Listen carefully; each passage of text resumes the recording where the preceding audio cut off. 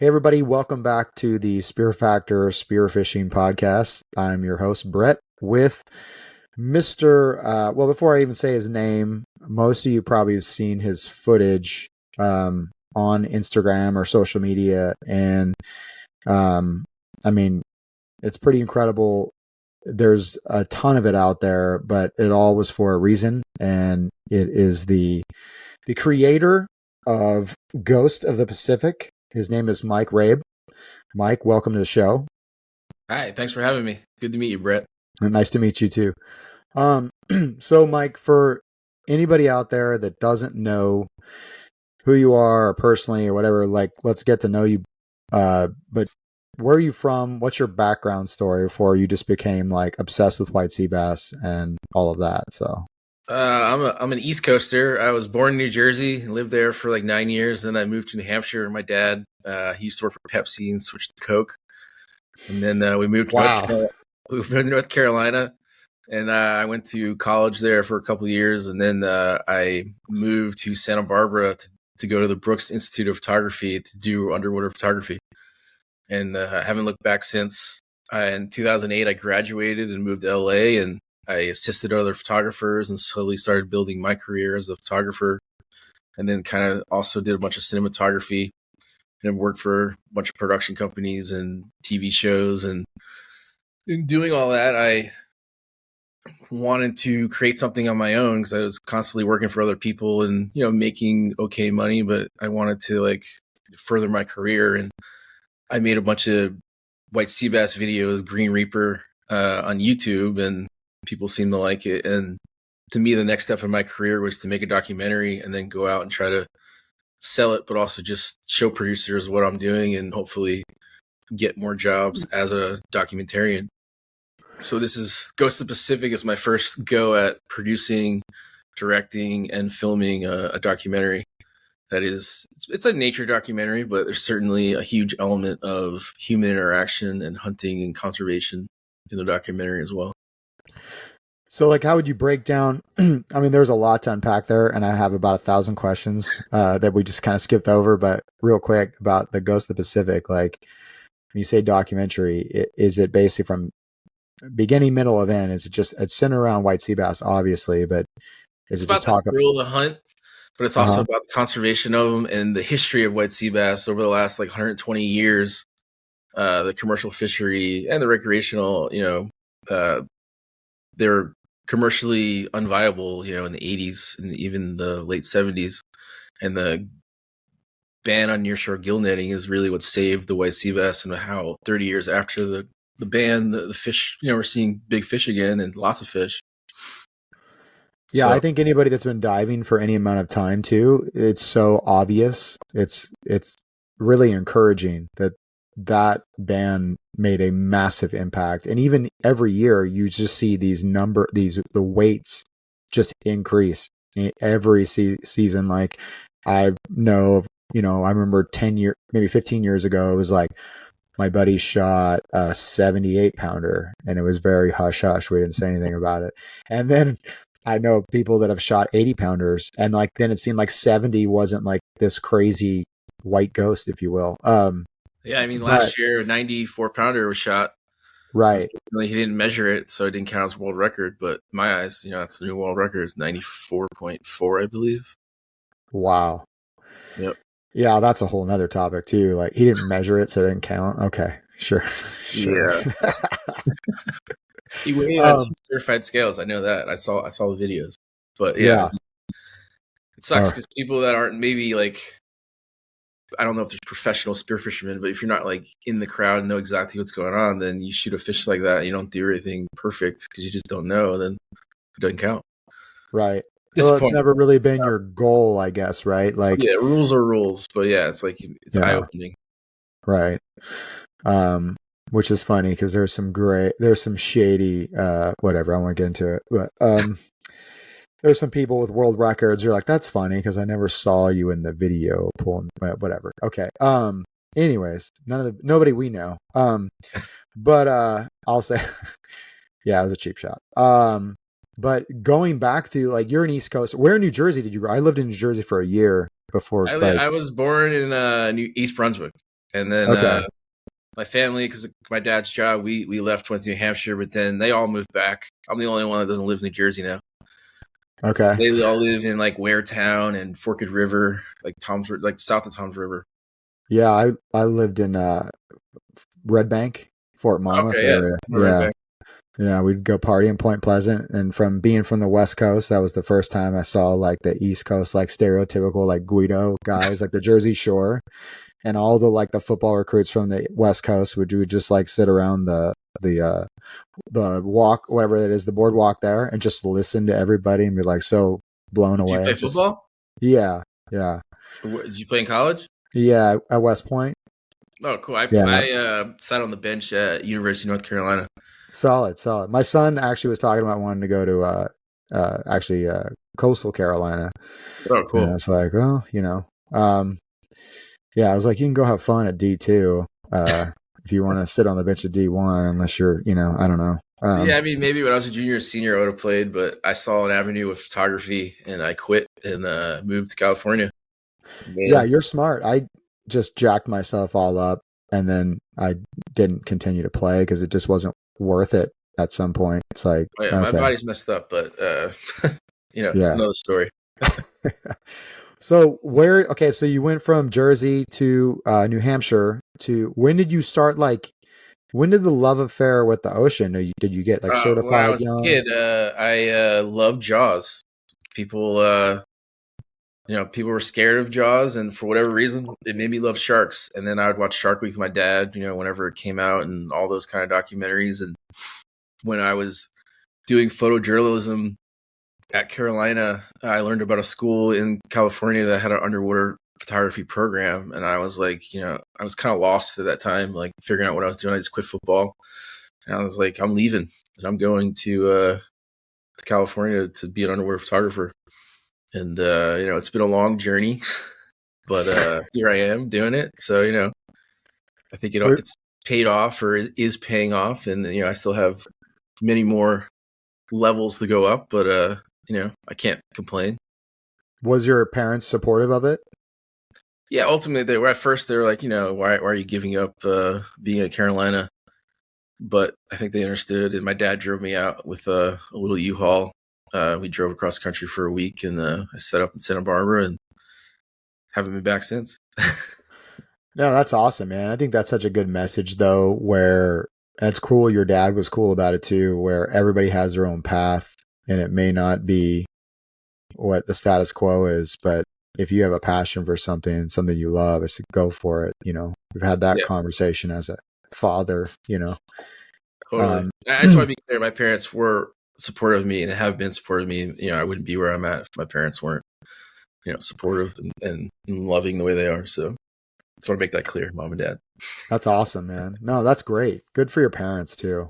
Yeah. Um, yeah, that's my brother and I have had conversations about that too. Just, support them.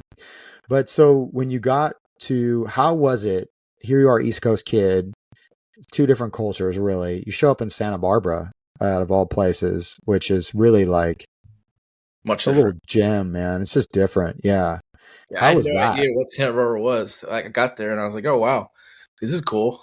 But it was also, I went to an art school and I was, a football player, and Right. it was, definitely.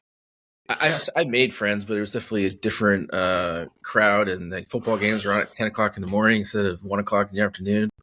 So there was certainly an adjustment, but I quickly found some dive friends, and I kind of never looked back. We would go diving just all the time when I lived in Santa Barbara, mostly scuba. I didn't learn about freediving until I was in the underwater class at Brooks, and in 2007, I just kind of realized that you can get better interactions with animals freediving than you could scuba diving, and it's kind of like went full force in freediving instead of scuba diving, and I still scuba dive some, but not nearly as much as I used to. Yeah. And was there a particular species that you find like free diving or scuba diving work better for when you're filming? I mean, I think what initially got me was like whales. Like, you can't really scuba dive with whales, unless you're like on a specific mission to do that. Whereas, like we can have gray whales swim by and you're free diving, you could dive down and, catch a glimpse of them and do it. Whereas scuba diving, you're just too slow to do that. And then like white sea bass, like sure, you can see a white sea bass scuba diving, but odds are like if you're not free diving, you're not really going to have good interaction with them. And that was a huge motivating factor just to be better and better at free diving. Yeah, and especially where you're at, I mean, when you get out on those Channel Islands, man, it's just beautiful too. Yeah, the first place I dove when I was certified, when I was like 13, I think, or 2092, was Santa Barbara Island. And I just remember like crawling through the kelp at like a kid being like, this is so crazy. Like not knowing really, I'm like, oh, it is what it is. Not really appreciating it for what it was at the time. So let's talk a couple things I want to talk about. Locations you're filming your white sea bass, just Channel Islands, or your considerations before you go film, not necessarily specific locations, but for me, I have, I dive the coast and I dive the islands, but I know certain spots where if I just put the time in these spots, the fish are going to show up eventually. And, it's just about plugging through that and just grinding it out and suffering through the cold and the green water. And eventually it happens. And then you try to keep it quiet for as long as you can. And once people start shooting them, then things change and they act different. Yeah. Yeah. So the goal for me every year was just to find them before everybody else did, which did not happen every year by any means, and doesn't happen every year, but occasionally it happens, or you find a pocket of fish that nobody sees yet, and you just keep your mouth shut and dive those fish till somebody else finds it, or whatever happens, and then they get skittish. Yeah, I started diving in like late February just to be like, I don't care. It was so fucking cold last February. It was 52 degrees on the surface here in San Diego. And that was, the fish look cold. Looking at some of the fish, just like looking at it's just hilarious. But I remember like, man, I'm just going to start it now and just put some time in. And just for my own data points to see this year, at least, when they start showing up. And also, like you said, it becomes an absolute zoo at some point where the fish behave differently. Yep. And you got to get on it, or you're going to be competing for 4 other people or 5 other people at the same spot. You gotta enjoy the suck too. That's like I for whatever reason I enjoy like the whole process of it, of grinding out. I get frustrated like anybody does, but at the same time I really enjoy going to find them. It's like, some people are like, oh, everybody knows where they are. It's like they might know the general areas of where they are, but they don't know when they're there. And that's the key, is figuring that out and then not talking about it. Right. So you gotta love this podcast, right?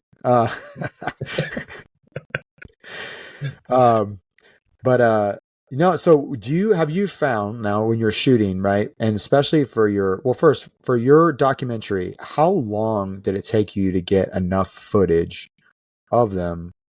Like, I'm assuming you're diving every week, like if you can. Yeah, like during the season, I dive, multiple times a week. It took me I started production on this in February of 2021, so it took 3.5 years for me to do this. But I had been filming white sea bass prior to that. I made a Green Reaper video and a Green Reaper 2 video that's on YouTube. So since like 2014 or 15, I've been filming white sea bass and kind of like learning, what's what, also spearing them. But in 2021 and 2022, I didn't spear any fish. I only filmed because I was so hell bent on doing this documentary. And finally in 2023, I kind of realized I had enough underwater footage. I just needed all the other things, and things started coming together that way. And then this year, I pretty much, I would scout with my spear gun, and then if it was good enough, I would film. But I didn't film much underwater this year. It was more just editing and getting all the bits and whatnot together to make the documentary. And how long is the documentary? 63 minutes. Okay. I can't imagine, because I made a couple minute sizzle reel or something. My buddy, who's an editor in Hollywood, made it. Mm-hmm. And we literally worked on that for like a few years. Like, no joke. Yeah, literally my like, editor and I, Mike Bolwig, we spent a lot of time together, back and forth, and he works for NFL Network, so he would basically have like 1 or 2 days a week where he would work on it at night, and I would do whatever. I was basically his assistant editor, make everything way it needed to be, and then he'd work on it, and then we'd come back and forth, and it was a process. It was a learning process for me too, because I'd never done anything quite like this. I've done smaller projects, and I've filmed a lot of things as a DP or camera operator or photographer, but I've never put a story together. So it was a fun process, a learning process, and hopefully people enjoy it. I can do it more. yeah, no, good on you, man. And then you got to do the voiceover, and then you've got to go interview people. Yeah, the And then, interviewing, I really enjoy interviewing people. I wrote the voiceover, but I started to do the voiceover myself, and I was pretty confident I was not the person to do it. So I found Dylan Bruno. He loves white sea bass as well, and I shot a pilot with him a few years ago, and I graciously asked him to do it, and he accepted. And I think he's the perfect voice for it. So no, it's an honor for him. Yeah, that's an honor, man. That's awesome. Um, the more we're talking, I'm even getting excited just to go see it. It's funny. But cause that stupid fish, man, that stupid fish and I have like, yep. yeah, tear outs, like, I mean, bent shafts, like everything you can name it. It's been like my white whale, if you will. My buddies at work tease me all the time about it. Yeah, I saw him. Yeah, I saw him. Yeah, I saw him. Have you got a good one yet? No. To be No. totally honest with you, I've shot 3 of them. All 3 tore out. I've seen them. I have a good video. You might appreciate this. I have a really good footage. See him, no problem at the surface. Shoot, probably, I don't know, 8 feet away. Miss. Before that, so the same day I took 3 shots, missed them all. One of them was silhouetted. It was the sun coming up, and I could see it. Looked like a friggin', I mean, it was a big girl.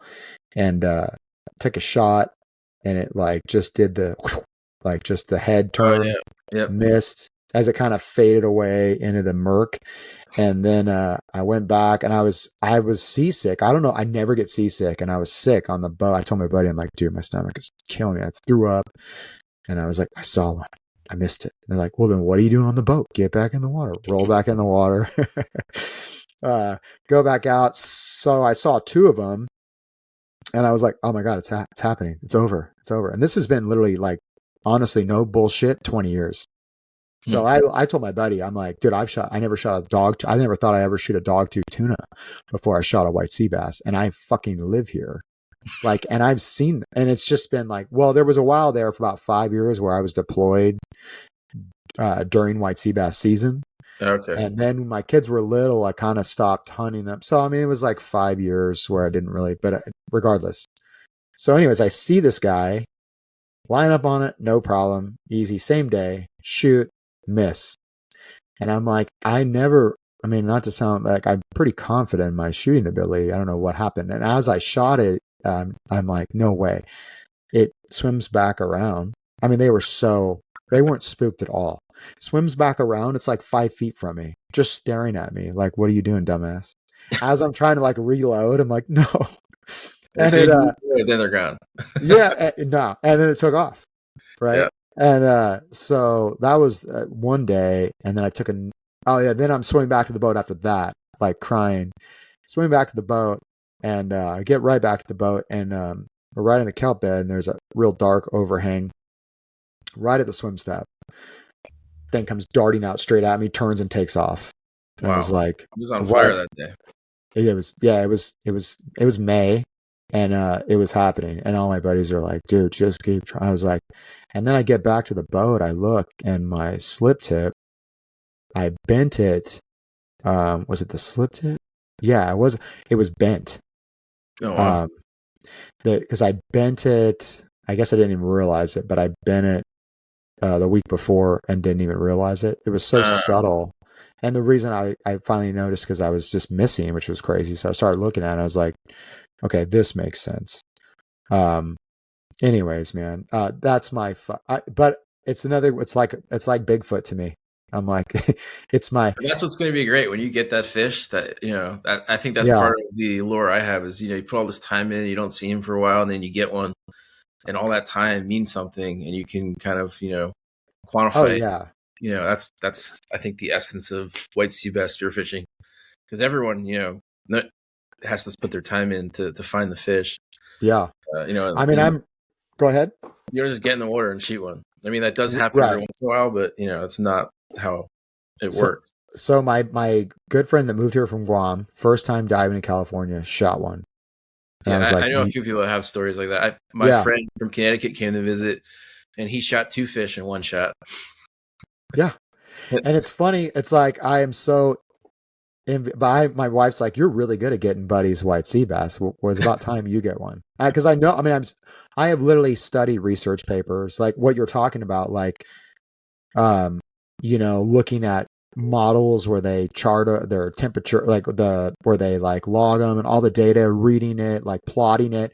Anytime I found out a buddy shot one, I'd make a note on my notepad, this time, this moon, like, take this shit seriously with like years of data. So I Yep. could pretty much comment, like I got an idea. And this year, up until June, I dove, didn't really see much. And then my shoulder was killing, I had shoulder surgery. So I didn't get in the water. I had shoulder surgery in June. So I haven't been in the water since. But before that, I was in the water all the time. But it was a weird year. It was a really weird year. We had crappy red tide here. Yep. And You guys had giant yellowtail though. we had massive yellowtail, like a Baja size yellowtail. Yeah. I Like mean, 40 pounds. 50 pounders, Yeah. 60 pounder taken. Yeah. I know. I know about the I islands went too. down there one time to find him. No, isn't it funny how such a small network it is? Yeah. Like, Everybody finds out. yeah. Oh, I got the picture and I'm like, what? Where is this? So and so. Who's took this? Oh, this was today. Yeah. The 60 Yep. pounder at the islands. Yeah. Um, anyways, I love it, and it was funny. Like my buddy and I were talking about it. I was like, dude, I feel like an imposter. Like I'm like, am I a real spear fisherman if I haven't shot a white sea bass? And I was like, this is literally the shit that keeps me up at night. It's like, it was hilarious, but it's like, these are all like funny things to think about, but also Well, giving something like this a goal, right? And like you said, it means so much more. It's like, this is the shit, man. This is the best part of it. Like the putting the time in. When you shoot that thing, it's like, for anything, big group or any fish that someone has out there that's like their dream, when you put the time in and you get it, it's just like the best feeling for sure. yep. It's accomplishment. Yeah. My wife's like, why don't you go up north to the channel? I just shoot one up there. I said, no, because it's not the point. I want to shoot in my backyard. Well, yeah, Like, I that's mean, the point. there's fish there. You just have to be there at the right time. I mean, you were there. You just had a bent slip tip. Yeah, it's all good. Anyways, enough about me though. In 2019, I did a photo essay for Outdoor Life magazine, and it took me 30 days of diving before I was with somebody that shot a fish that we were able to capture the event. So you just never know. And that was the year that, like, the first year we had big storms and it ripped up all the kelp. And like where I dived, there was just no kelp, and it was, I was learning because I'd never been in that situation before. Been diving for white sea bass for basically 10 years, and I'd never been in that situation. And the fish were around, but they weren't in the same normal spots that they were, and you just had to adapt. And I didn't adapt very well. But now, this coming years, I've kind of learned, to change the game up a little bit, and it all works out.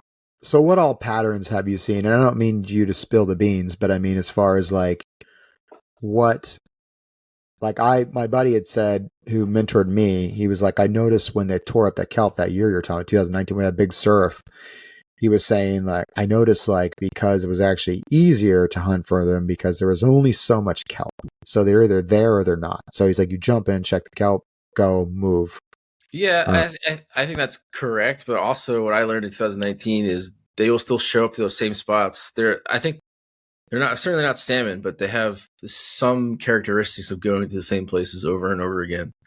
And if you're willing to put the time in, you'll find them.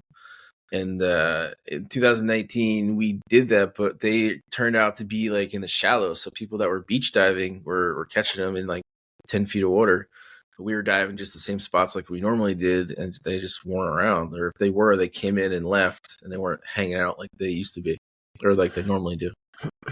I've But, seen a study about that as well with the big girls shallow. The big ones tend to be shallower earlier on in the shallows. And then, yeah. yeah, I do not know, but my theory is like, they like to be in the dirty water because they're protected and there's less things that are come after them. And, that tends to be in the 25 to 10-foot zone in the dirty water, in the kelp. And you can go to Catalina, and there's just milky water in certain spots, and they're in those areas sometimes. And the fishermen, they don't need to see that visibility, so they're just sitting on those spots sometimes and crushing it. But if you can, go to those areas and sit on the bottom, you might see a silhouette swim in front of you, and you can shoot one. Yeah. So Go ahead. love bad conditions. Our best conditions are not their best conditions. They like it when it was crappy out. So yeah, that love consideration. Yeah. Well, then it's funny too because people don't think about the Sea of Cortez. There's sea bass there. Like go down there during certain times and you're shooting. But again, it's usually up in the northern Sea of Cortez. It's not the greatest visibility most of the time. Yep.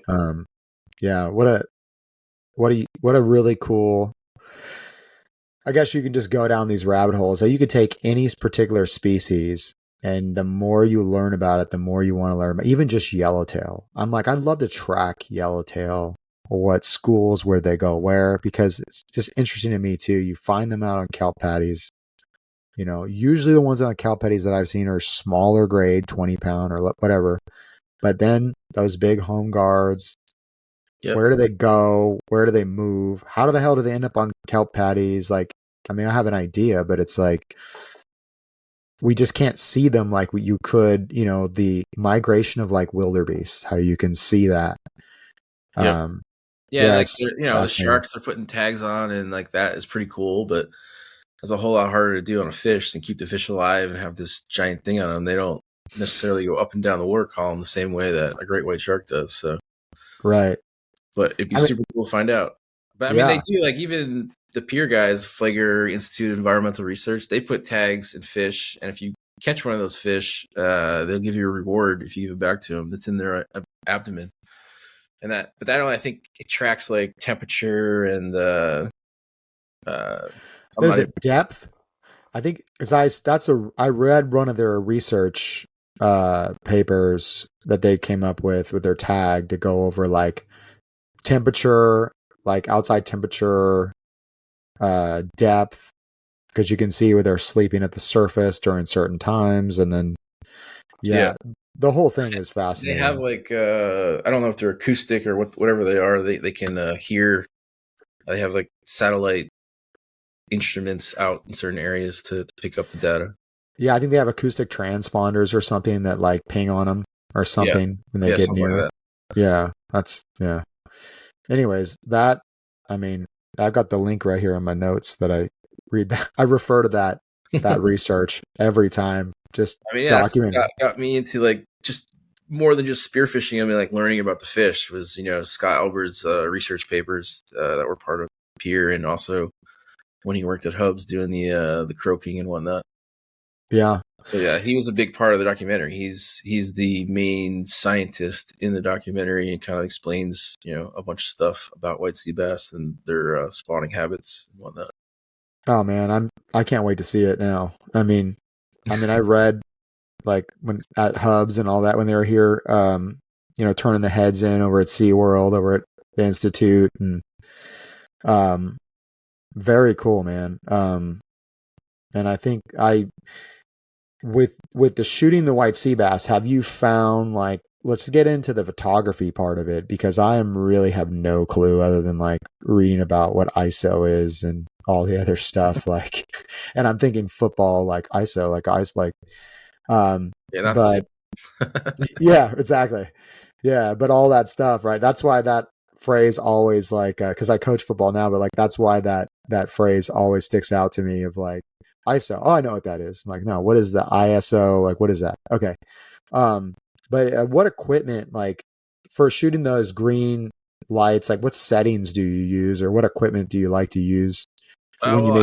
I've always used Canon stuff, but in 2021 I switched to Sony, and mostly because the A7S III has dual base ISO, which means at 12,800 ISO, the exposure actually gets less noisy than it is at 6,400 or 3,200 ISO.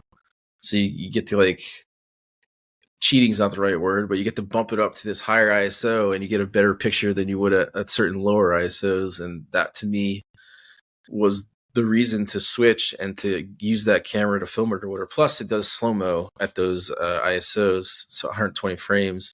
And to me, that was the perfect underwater camera to do freediving in these dark environments. And I think it really paid dividends, and it was the perfect camera for it. There's no other camera that is that form factor and has that high of ISO capability and slow motion that, even the Reds or the Alexas, it's not the same camera. And that's which Canon? It was Sony A7S III. Okay. Was the camera that I used underwater. And then the interviews, I used Venice's and FX9s and A7S III and A7R5 for. Those are all the cameras I used in the documentary. Very cool, man. So, I mean, you're talking about, like, what do those run? Like $5,000, or what are they? I think the A7S III is with tax. I think it's like 4,300. Okay. And then you got to buy housing for it and all that stuff. So it's like $10,000, like all said and done in the housing. And the housing, I buy Ikelite housings. I can't get my head around buying a Nauticam housing that costs more than the camera. If I have unlimited money, sure, I'd buy that, but I don't. I've been shooting underwater for 20 years, and I've only ever had Ikelite housings. And are they the best housings? By no means, but it doesn't make you a better photographer if you have a fancy housing. So it's kind of my attitude towards it. No, I like it. What else have you kind of, like, besides white sea bass, what else have you enjoyed, like, shooting? Or is there any moment, like, what else do you like shooting? I mean, I love it all. The dog tooth behind me, I went to the Coral Sea a couple of years ago and had an amazing time. The outer Great Barrier Reef Coral Sea area was just like these amazing cays that drop down to like 2,000 feet, a quarter mile off of them, and all the reef fish that you could catch and film there was pretty amazing. I love yellowtail. I mean, going to Baja is always a lot of fun. It's basically here, but a lot of times it's way better down there. Yeah. And, I love, people are like, oh, I only dive warm water. And it's like, oh, great, but you don't understand what you're missing here in California with the kelp forests. If we didn't have these islands, I'm not sure I'd live here. I mean, they really what keep me here. I love diving in the cold water and in the kelp and whatnot. Like, I'm not a huge bluefin tuna guy. I'd rather go to the islands and dive all day than get in the water 2 or 3 times, following birds and whatnot, tuna diving.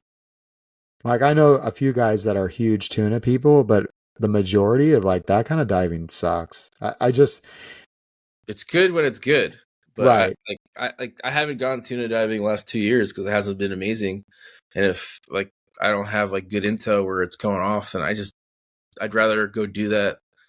I'd rather go to, like, Mexico or Panama and look for yellowfin and, like, have, like, more of an adventure than just drive 200 miles around my backyard when I could go dive Clemente or Santa Barbara Island or Catalina or whatever it is. Even go to Cortez Bank and dive the high spot. Yeah, otherwise you're just running around playing whack-a-mole, and looking at blue ocean all day long, or sardines. But when it's going off, it's a lot of fun. Yeah, and it's tasty. I mean, don't get me wrong. Like, to get, a nice solid tuna, it's like, I'm good to go. But even if you don't shoot a fish or not, when you're diving on those islands, it's like really being in another world and like walking through the forest. I sound pretty jaded saying all that because, I'm sure a lot of people would give anything to go look for bluefin, but it's been pretty amazing for us for the last like 8 or so years diving for bluefin, and just, I'd rather spend my time underwater. No, 100%. Diving deep reef. Even just, the other thing you said, adventure. And that's why we're so blessed with like Mexico right here. And I've said this before, that 4 million people live in Baja, in the peninsula of Baja. 3 million live on the coast or live on the border, like in Tijuana and, Mexicali and all that. Yeah. There is so much unexplored, really, just from a diving perspective. There's so much stuff out there and so much of a volume of fish to fishermen, as long as the gill nets and all that other stuff. But like still, even with that, dude, it is incredible. The potential, you could say, right? I mean, right now, Mag Bay is, if you're lucky enough to be in Mag Bay right now, it's wonderful. And then you go to Sea Cortez, and it's the nursery of the Eastern Pacific Ocean, and everything goes in there. So yeah, the sky's the limit when it comes to Baja. It's a very special place. Yeah. There's not a million houses on the coast. Right, dumping runoff or dumping other stuff. It's just yeah. And the other thing about it too, it's funny. You go on the Pacific side, completely unique experience. Mm-hmm. Then you go on the Sea Cortez side. I mean, the two sides are so different. Fish species. Then when you start getting the mixed, like when you get down far enough, it's like, oh, it's a puffer fish standing next to a calico bass. You're like, what is going on here? You know what I mean? Yeah, there's some spots where you can see both species of lobster, the California spiny one, and then the one that has those colors in it, like right. the Pena area. You can see both. It's pretty cool. So now that like you've managed to, this will be your third documentary on sea bass, correct? This is the first like real documentary. The other two were just like YouTube videos that they were basically like fishing porn. Or spearfishing porn. It was just lots of cool shots and whatnot. But this is the first one where I made a story and interviewed people and put like a full production together to make a documentary. So what's next? I guess gotta make another one. Are you gonna make another sea bass documentary? Not always sea bass, but that's what I'm asking. Yeah, I kind of want to do one about sea otters and abalone up north. So I think there's a lot going on with that, and kind of when the Russians came down the coast in the 1800s and killed all the sea otters. And we kind of got this Cadillac fishery of abalone that grew to sizes nowhere else in the world. And I think it's partly because they had no predators. And I certainly have to do more research on that because I don't want to like say things and be completely wrong. But I think there's certainly something to be said about that. And then the sea otters are coming back, and I was just in Alaska, and there's a lot of sea otters up there in the area I was in. And 5 years ago, you used to be able to catch 80 clam a day in that area. And then like 3 or 4 years ago, sea otters showed up, and you're not allowed to take any clam there because there are no clam to be taken anymore. And I think there's something to be said about sea otters and sea lions, and not that we should kill them, but maybe the government should figure out their population, manage it a little bit.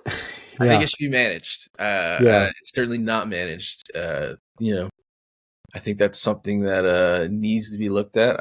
Maybe it never will be looked at. I don't know, but I think if I could make a documentary that kind of shows all the aspects of that situation, then maybe some awareness will be brought to it.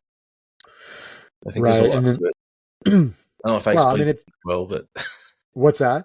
I don't know if I explained that very well, but I got a lot going on in my head about that situation and how I think it could be a pretty interesting documentary.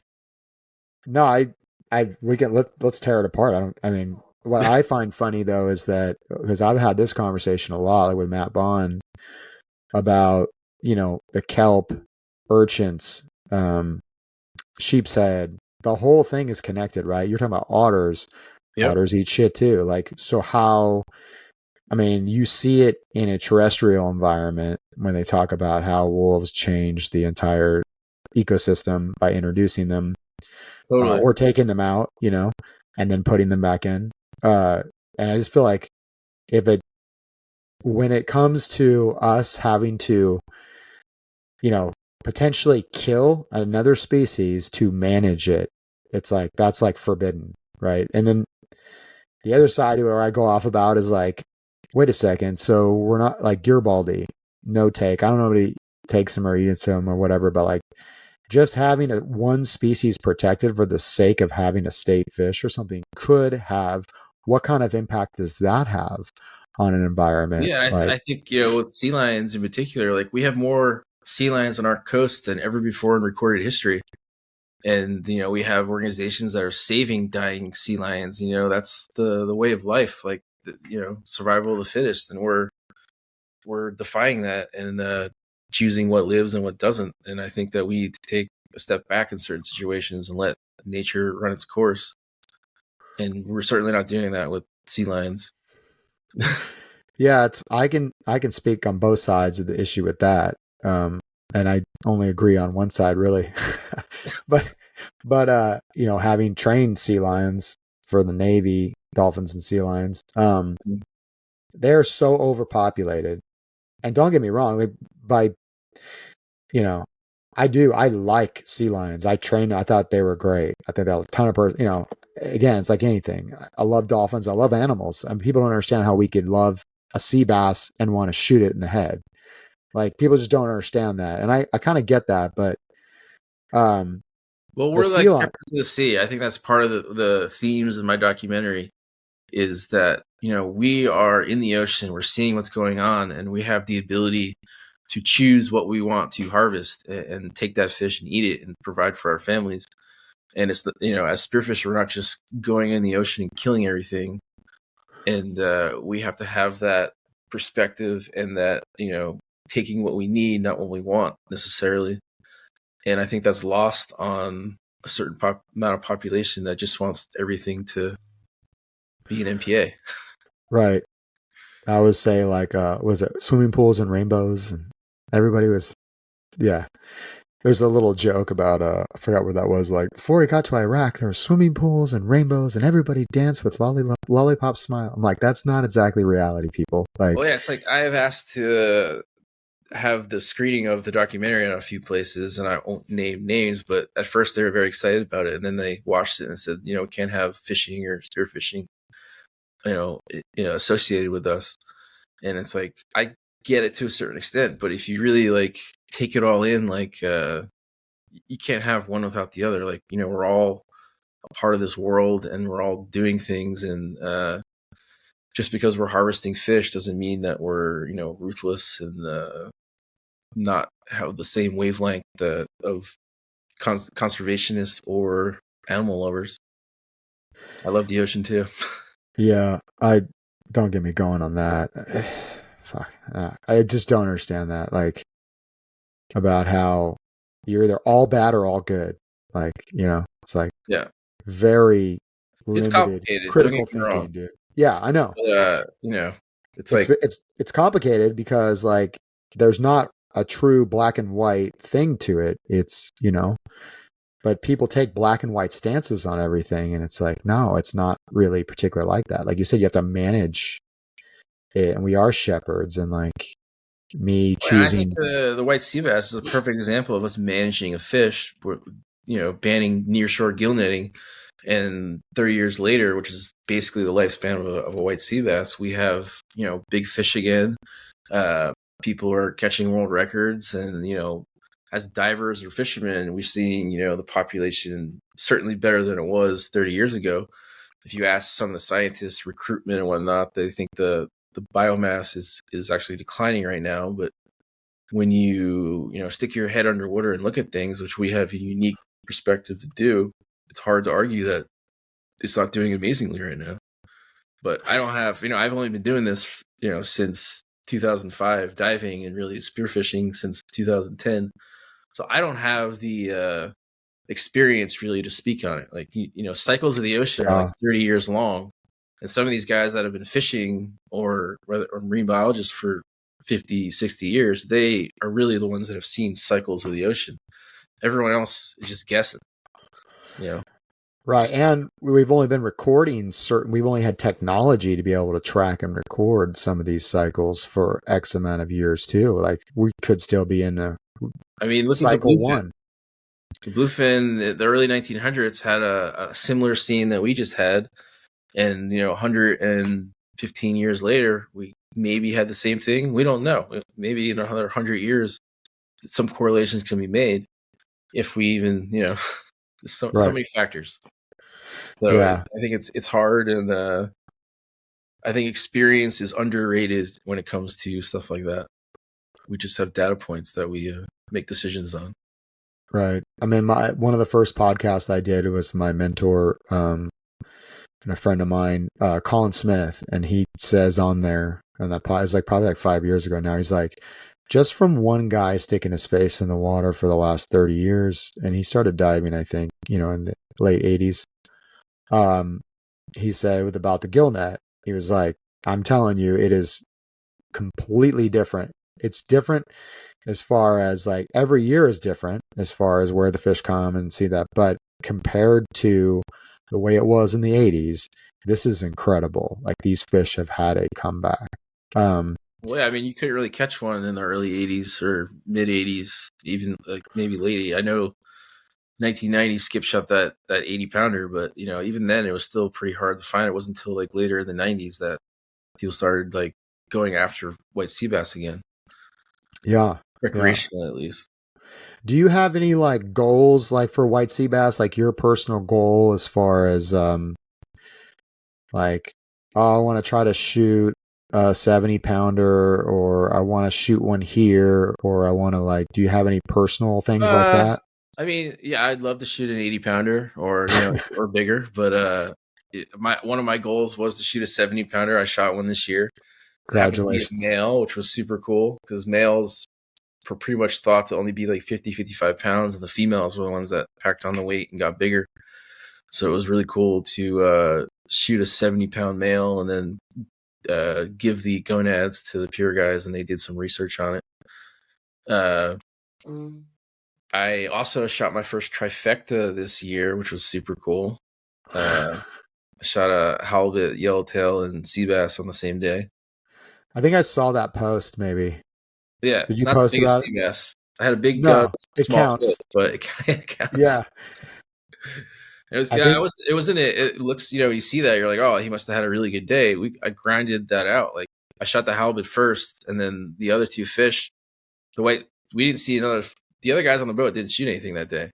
Were you down here in San Diego area? No. Okay. All right.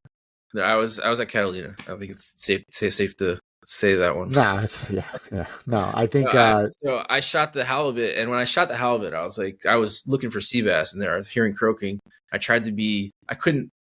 The thing free swam under me, and I was like, I have to shoot this fish. And so I shot it, and I tried to be quiet and then get it on the boat quickly. By the time I got back there, though, the fish were gone, the sea bass.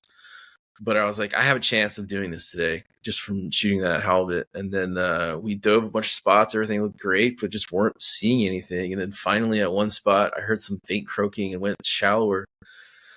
And I saw these white sea bass, but, I had my big gun. And I was like, do I shoot this fish with this gun? But I did. And then once I shot that fish and got back to the boat, I was like, we have to go to this other spot because I know I can shoot a yellowtail at this other spot. And sure enough, I did. It was pretty awesome. Nice. Accomplished that.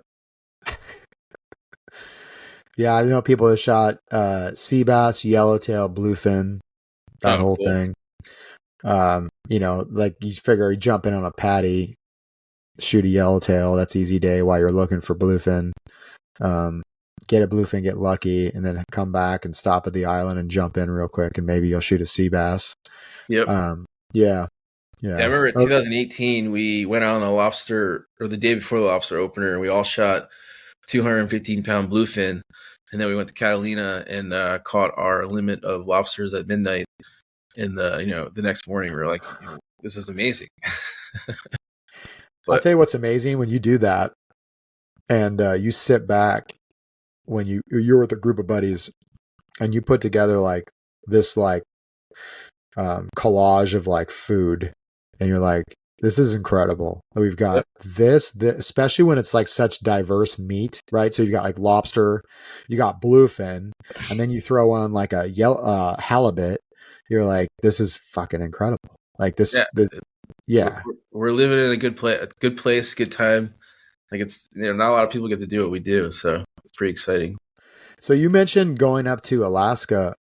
Where all have you traveled? Especially, I'm assuming with work, you've got to have a pretty long list of areas you've been, unique Uh, areas too. I've been to Alaska 3 times, and then I've been all up and down the West Coast in Mexico and California. I've been all over the Gulf of Mexico. I've been to the Bahamas. I've been to New Zealand, Australia, Tonga. But there's certainly a lot more things I want to explore, like the French Polynesian, and what I would love to do some time in Africa too. And all Uh, those places, were those like vacation or like spearfishing mostly trips? mostly work, but Yeah. I did my honeymoon was Tonga and New Zealand. But otherwise, I pretty much travel just when I get jobs. Okay. Yeah. What But was your? for Ryan Moore and I, we actually started a spearfishing charter company, In Depth Expeditions, and we started doing charters through that, taking people on spearfishing adventures. And we did our first one this year in Alaska. Oh, okay. That's you guys. I didn't realize that. That's you and Ryan. Yep, yeah, it's us. Okay. So, all right. Because I was looking at that Alaska because I was like, Alaska would be a cool place just to see the amount of rockfish and the variety. We saw like 7, 8, no joke, 7, 8 pound black rockfish. It was like unbelievable. They were like on the surface, like almost breezing on the surface at one spot. We went like 50 miles off on this high spot that comes up to like 30 feet, and it was incredible. The lingcod and the black rockfish that were there. I mean, it seems like world record central up there just It can be. because It can nobody also be goes there. equally as frustrating. Like we went on that trip and they had a bad salmon year. We went in August because typically the visibility is better later in the summer, and we didn't see any halibut. But that's part of going on spearfishing trips, and like we've kind of learned that it's more about the experience and the adventure than it is landing a trophy fish. Landing a trophy fish is a bonus aspect of doing it. So it's more about the experience and getting these guys on quality fish, not necessarily record fish. I think that's the key that I've recently been talking to more and more people about that particular thing is that, and why maybe we like other forms of diving and bluefin sucks sometimes because it's like the experience that you're getting bluefin isn't fun. It's like you just go out and drive around like whack-a-mole. But when you're talking about the experience you get, the adventure part you get, just diving, you may not see a yellowtail, you may not, but at least that experience that you got was pretty incredible in Well, yeah, itself. like in Alaska, it's like unbelievable because we would go 50, 70 miles away from Homer where we started from, and you'd see landscapes that you're not going to see anywhere. We went to islands that some of the spots that we dove, nobody's ever dove them before, just because it's such untouched area, and spearfishing's not really a big thing up there. Like there certainly are spearfishermen up there, but they just there's a small window of time when they could do it, and there's just not a lot of them doing it. So there's a lot of untouched spearfishing in Alaska, but it's very cold. Well, what was it about Alaska that like, and how did you guys get wrapped into that Alaska? Did you go up there for a work and then realize this Yeah, place we is went up awesome? there for a rife trip to look for halibut, and we were pretty successful. And I went back again, and just like looking for those 100+ pound halibut, but also just like being up there and getting to spear salmon and these giant lingcod and black rockfish that taste so good. Like the table fare of these fish is amazing. So that there's the whole aspect of just being up there and experiencing things that it doesn't look like that here in California. And the cold part is really not that big a deal if you have a nice 7 mil on. The boat has hot water. You can mitigate the suffering and just have a lot of fun experiencing it. And I think that cold water too changes that meat, those fish. Like there's more fat. Like, Oh yeah, for sure. yeah. Yeah, Um, it was a lot of fun. Even like, just shooting the rockfish in certain areas with the lingcod, but the salmon was a lot of fun too. Like being right outside of a river, like where it pours into the ocean, and it's like the freshwater and saltwater mixing, and it makes it super hard to see. But we would put like rocks on our back and like sit on the bottom in like 3-4 feet of water because it's so shallow, and the salmon would swim right by you. It was pretty cool. And the thing that we haven't been able to quite accomplish yet, but we really want to, is we have to do it more in July, not August, is going up there and kind of tuna diving for king salmon, because you can see them breezing or the birds crashing in certain areas, and we pretty confident that we could jump in there and shoot one of those king salmon. It'd be pretty amazing to pull that off. Well, you had mentioned the brackish water, like the when the water mixes, where you got fresh water. So I've seen that before up in Washington diving for work, and it was like the first top layer would be like, you think your mask is all like fuzzy or fogged up or something, and then you drop 2 feet below it, it's all clear. It's kind of like thermoclines. Like I've been even out here, and you get a strong thermocline, you can see the waters mixing together. It's basically the same thing, except when that happens with the fresh and salt, you can't see anything. It's like blinding. You're like, what's going on? Yeah, 100%. It's funny. It's like this or like this, and then all of a sudden you can see because you're, right. It's pretty cool. It was an added challenge for something that you're in 3 feet of water, and it's honestly pretty easy shooting them. So when you have that extra element, it made it a little more challenging, a little more fun to shoot the fish. What was probably one of the most standout things about Alaska that you noticed, that you witnessed? I mean, the beauty is really, it's like awe-inspiring just to be, among those mountains, and then the ocean, how plentiful the ocean is up there, and just experiencing that. Like there was sheep or goats on top of the mountain, and we're getting in the water diving, looking for giant halibut all in the sand. There's bears everywhere on the coast. The first time we went up there, the captain of the boat harvested a bear too, and like the whole experience of having the halibut and the bear on the boat and everything, it was so cool. It was, just a thing you can't do anywhere else in the world, I don't think. No, that sounds familiar. We, group of guys I was working with, they went up there for a military thing, and the captain of the boat is driving along the coast with his rifle, and ends up taking a deer right on the beach there. It was on native land, so anything below the high tide line is fair game, and that's exactly what we did. And I got to film it, and I remember the captain and I were right next to each other. He's like, I'm gonna go over here and drop down into this area and shoot it. And the bear was 200 yards from me, and I just had my camera, and I was wearing my wetsuit with my wetsuit socks. I wasn't really prepared for what was going on. And he shot the bear, and it kind of tried to go up the cliff, and it dropped back down, and he got closer and it started charging towards me, but it was really charging towards him. He shot it one more time, but there was nothing between the bear and me charging. So it was kind of interesting moment. But it was like, that's fun. I'm going to go run in the water if I have to. I was going to say you go swimming, right? Yeah. Yep. It was a really cool experience though.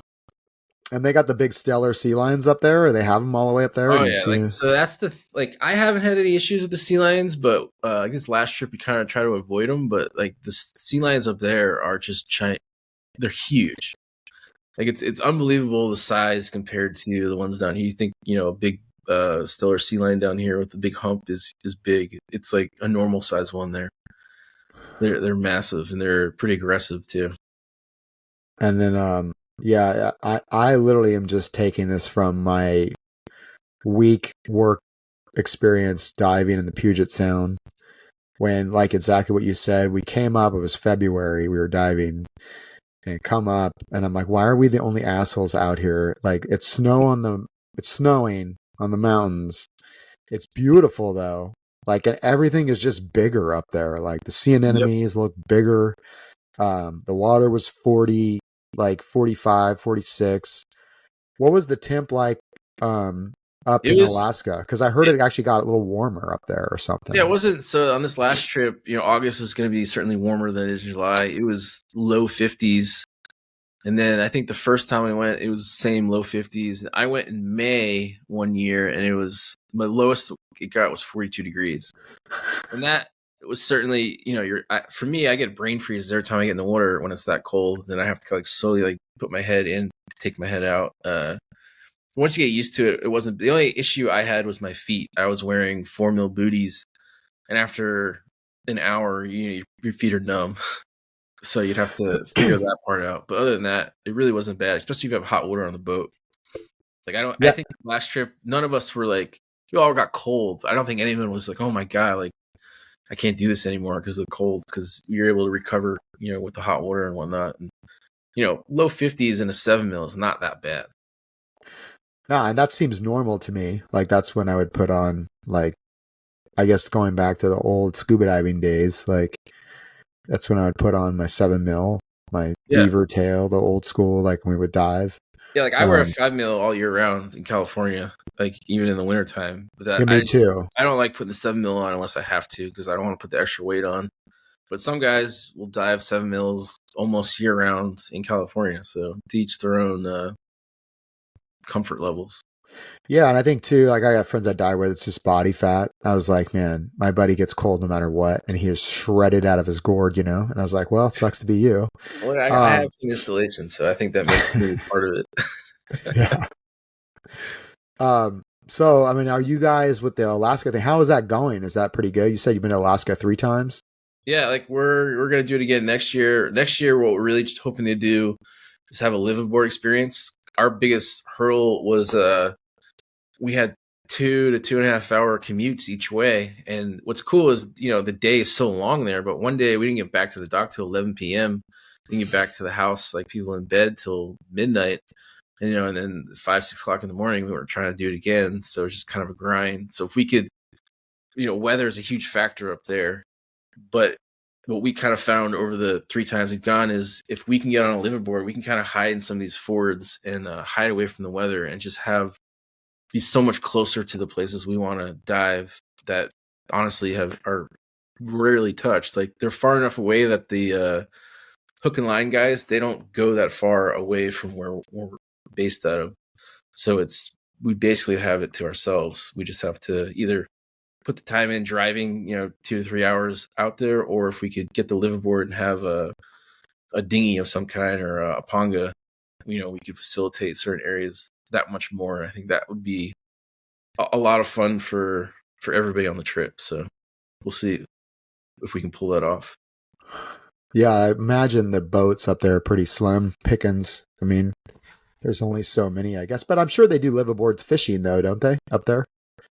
Probably, yeah. I think the biggest thing is like hiding from the weather and whatnot, because you just never know. Like it's pretty unpredictable up there. And I should give a shout out to Brad Conley and Coldwater, Alaska, because they're the company that we do that with, and they've been super nice to us and accommodating, and they've taken us anywhere we wanted to go, basically. So big shout out to them.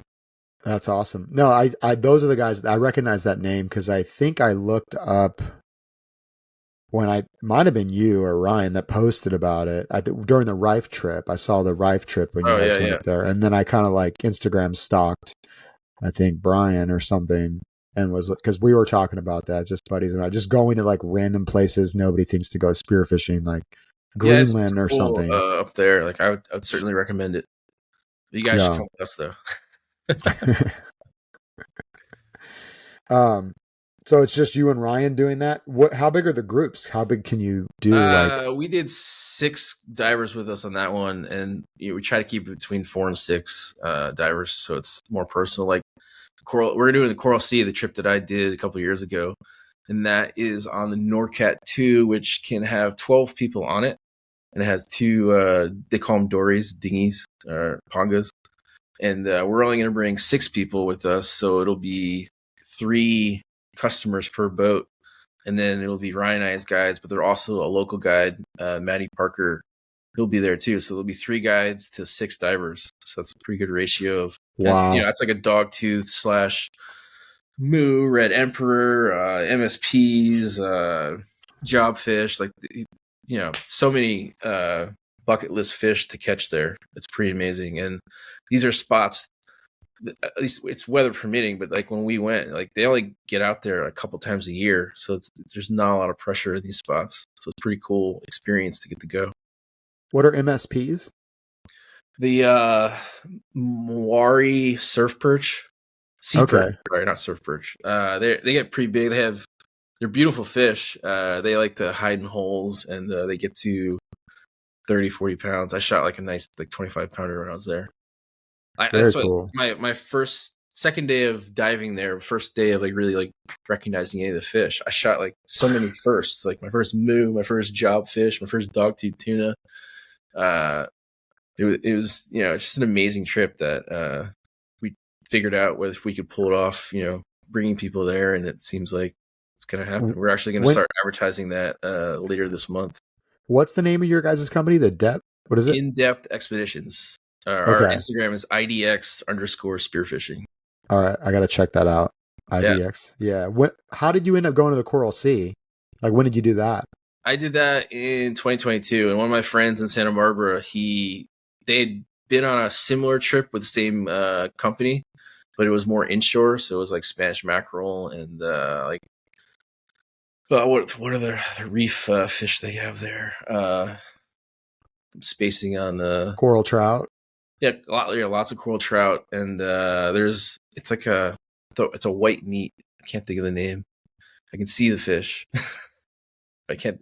Anyway, so they went on like more of like closer to shore, and then they had this opportunity during COVID. I booked that trip 2 years in advance because they don't really get many opportunities to go on those boats. So I got asked, 2 years in advance if I wanted to go on it, and I was like, "Oh yeah, it's 2 years away, sure." And when it came time, I was like, "Oh yeah, I got to go on this trip." I was like, "Sorry, family, I'm leaving for 2 weeks." That's the thing. It's a 9-day trip, so it's 7 days of diving and 2 days or 1 day to get out there, 1 day to come back. You're like 100 to 150 miles off the coast of Australia in the Coral Sea. I have a friend that went on that trip similar to that, and massive dogtooth they were shooting. Yeah, that was like a dogtooth trip, and to me, I did not expect to shoot a dogtooth, and I didn't like that. For me, it was like I just want to go see these untouched reefs that hold so many fish that I want to see, and sharks and whatnot, and then just the coral in general. And then the icing on the cake was shooting that thing over there. That was I did not expect to do that, but it's super stoked to have the opportunity. I didn't even bring any spear guns. I borrowed spear guns from Australian, and then I ended up using some of the guns that the guys I went with. I just brought all my camera gear. I'm sure they appreciate it because I'm sure you got a ton of footage of everybody, everything. Yeah, and I made a pretty cool like group trip. I asked everybody to give me their GoPro footage, and I made a group video at the end. It was super cool. Oh, that's all. That's how you get invited back, right there. I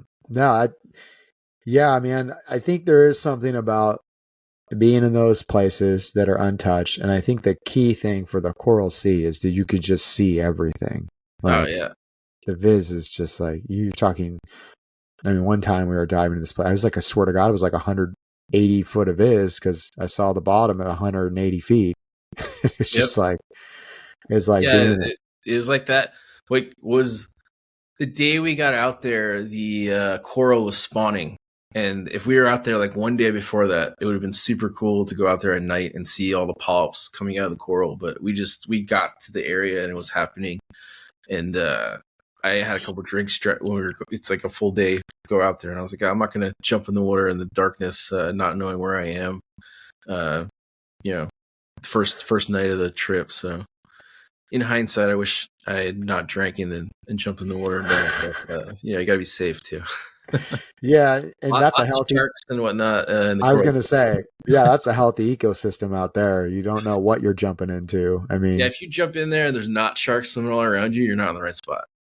Yeah, you're in the desert. Yeah.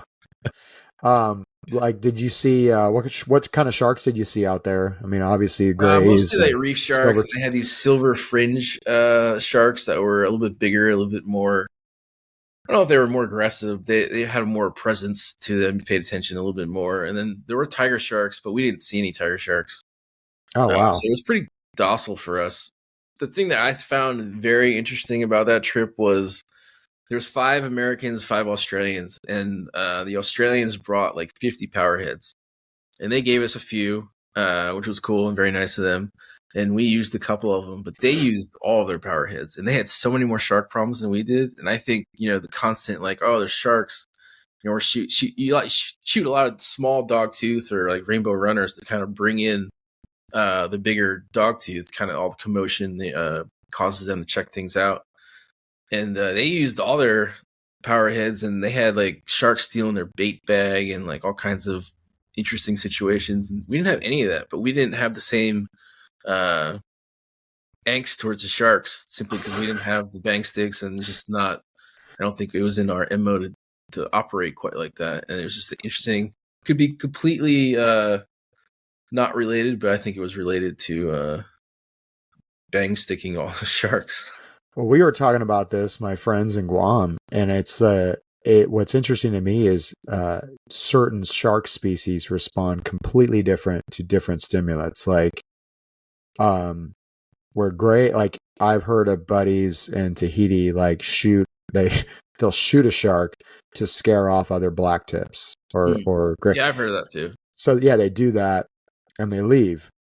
But then I also know like where the silver tips, I don't know if it's similar to the same type of shark you're talking about, but the silver tip would actively eat a gray reef shark if it, like, this was crazy shit. Like the silver or the gray reef shark attacks the doggy. Any doggy that was 50 pounds or less would get attacked.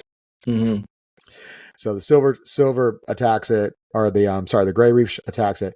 Then the silver comes and bites the gray reef in half, and then like eats. So it's like the food. So if you kill like the reef sharks will leave, but the other sharks will show up. Like, hey, what's going on? Like the bigger, badder boys, Well, that's the thing. Like some people think, oh, you kill a shark, then all the other sharks will leave because they don't like dead sharks. And like you said, maybe that works with certain species, but it doesn't work with all of them. And like some people had shark shields on too, and I don't know if they didn't turn them on or what, but they didn't seem to work. Well, the other thing about shark shield is, that only works when the shark is super close to you. It's like a 3-meter like sphere around the thing. So like it's not until that shark gets really close to you that it's even gonna maybe have an effect. But well, Mike, that's a good question for you. I mean, do you have a shark shield? And where you live, like, dude, there's the real shark you're afraid of. I mean, I have one, and I've certainly worn it at certain spots, but I haven't worn it in over a year. But yeah, I definitely have thoughts of that in the back of my head a lot when it's bad viz. Right. And diving those Channel Islands, I mean, that's where they are. Yeah. Have you had any run-ins at all with gray whites? Yes and no. My closest call, I didn't see the shark. We went to Santa Cruz Island, and I really wanted to go catch scallops in this spot that's like 50 feet of water. And it was like 40 miles away. And when we got there was an urchin boat sitting exactly where I wanted to dive. I was like, God damn it. So we went on the inside, and I looked for halibut, and my friend was looking for lobsters. And I had this weird feeling when we were in the water, and I didn't even want to swim back to the boat. I was like, there is a shark around. I can feel it. And eventually that feeling went away, or I got over it, and I went to help my friend catch some lobsters. And then we got back on the boat, and all right, let's go check this spot out. And the urchin boat wasn't there anymore, and we caught our limits of scallops, and we crushed up some urchins and shot some calicos and sheephead, and we had a great time. We were on the boat drinking a couple beers, taking our wetsuits off, and the urchin boat comes flying in, and I was like, here we go, he's gonna tell us to get off a spot or some stupid shit like that. And he's like, I just want you to know, when we were down there was like a 15-16 foot great white that swam right up to us, and we were on the bottom on hookah. And if that boat wasn't there, that would have been us with an ab bar in our hands with a giant shark right there. So it was like, trust your instincts, but also you never know. And so I didn't see that shark, but I felt it. there's something to that. No bullshit. I'd love to see a science study on that because my buddy and I were diving La Jolla Cove, diving around the cove one day, and we dove all the time. And it's the same thing. You're talking about diving every week, diving all the time. We dove for work multiple times a week, sometimes 5 days a week, shallow water, whatever.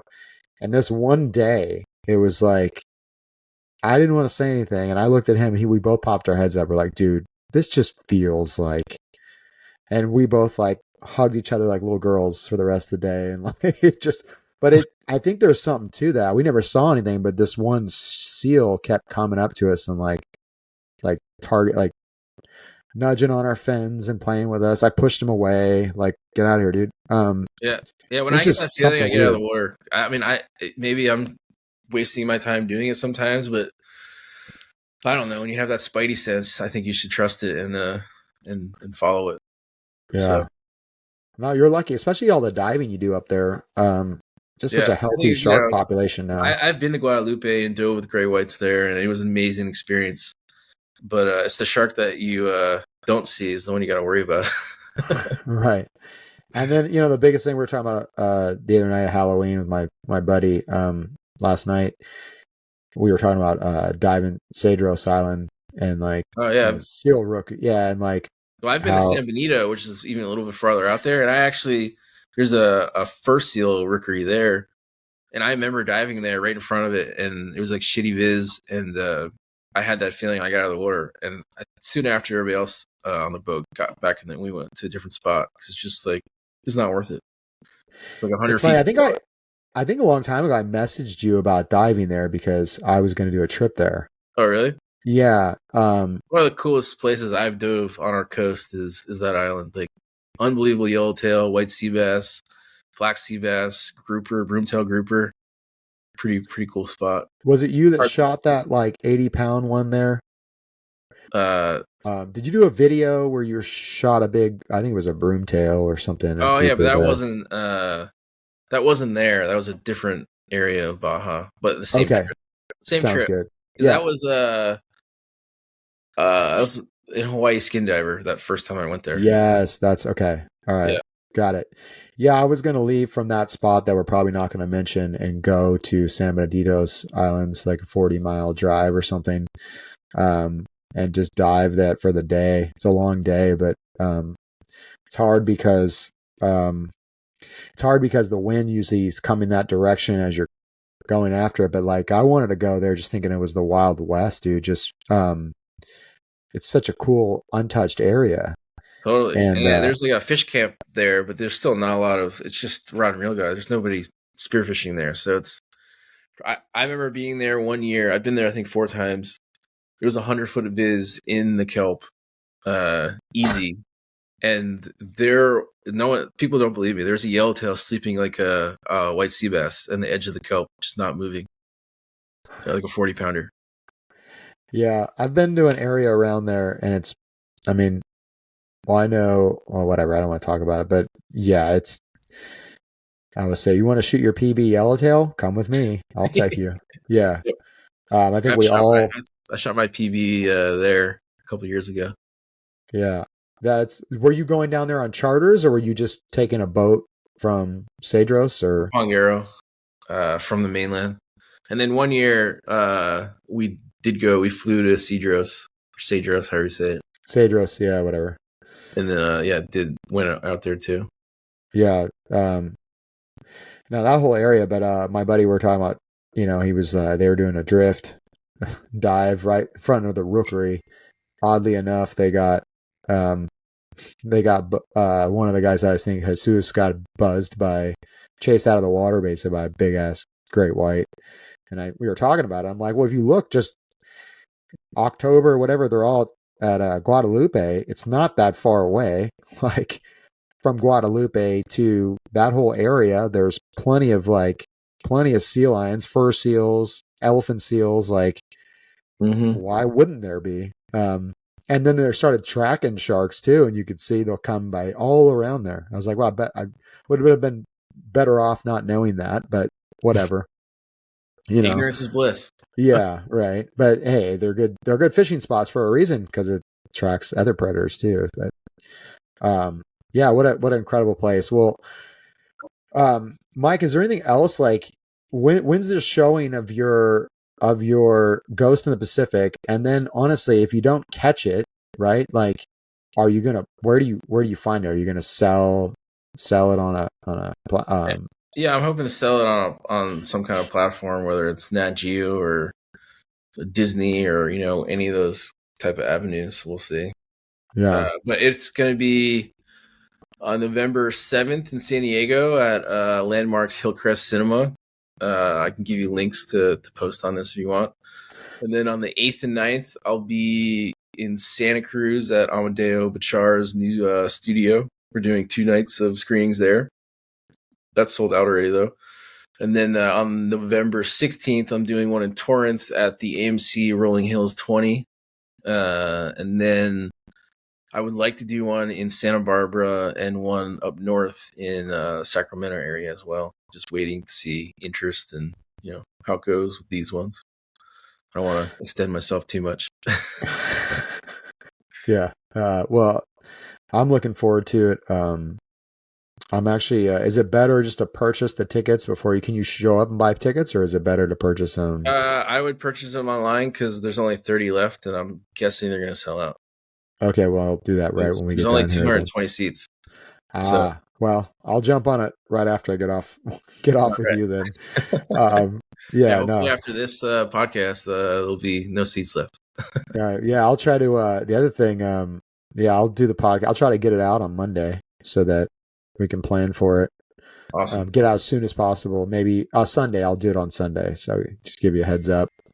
I appreciate the time, Mike, and honestly, really enjoyed talking with you and your experiences traveling, and then the white sea bass thing. Love it, man, and such a addiction, such a worthy fish of a documentary. I'll say that, right? It's got a good story, and we're so passionate about catching them that it seemed like the right fish to do it. There's not a lot of other fish I think you could do this kind of documentary about. Like a lot of documentaries are about regions, and they talk about different animals in that region.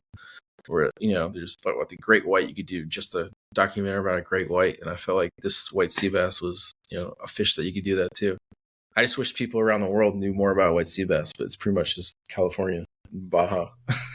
Right. And in Baja, there's like 5 people in the whole thing. So it's like, they're like, okay, cool. So have you thought about doing any documentary? Like, I'm just thinking out loud how cool it would be. Like, just with honestly, I know the kelp forests have been documented so much, but any specific like sheep's head? I mean, it'd be cool to do a Channel Islands one and be more encompassing about like, sheephead and urchins and abalone. And maybe that's the route that I need to do. I need to do another documentary. I just need to figure out like the bones of it and what's the most interesting thing and maybe more appealing than just spearfishermen or fishermen. A little broader audience that might lead to me selling it more easily. I'd say you're 100% right. And then you'd probably be able to do it at more academia, educational places where they wouldn't be like, you're Satan because you shoot fish. Yep. I've kind of dealt with that my entire career because I've always had spearfishing on my website. So people have balked at me because like, oh, you get dead fish on your website. I'm like, well, there's more to it than just a dead fish, but I got to teach people. I got shadow banned on TikTok because I show graphic, violent content of shooting fish, and I was like, okay, I'm done with TikTok. It's pretty funny. I was like, my buddy got banned from TikTok or like shadow banned because he showed how to fillet a fish on TikTok, and they're like, this is graphic, violent. I'm like, dude, what is going on here? But then we have half naked chicks every other swipe, but somehow it's an issue if a fucking we show a knife cutting a fish. I was like, dude, I'm done with this crap. Yeah, I didn't even really. I've posted a few times on TikTok, but I don't even try because either I license music and they say that I can't use the music because it's copyrighted. I'm like, I have the copyright, and I've messaged them or whatever, and I'm like, you know what, I'm just not gonna go down this road with TikTok. But and then I find too, even if you get because I fought every appeal, I appealed everything that I've always been banned for, and it gets approved, but you'll never end up on that algorithm again. So it doesn't. It's pointless. Yeah. Yeah. Anyways, enough with TikTok. Thank you, Mike. Thank you for having me. It was a pleasure talking to you, and I look forward to seeing it. And I look forward to seeing you on the 7th. Awesome. Thank you. I appreciate Goes it. to the Pacific.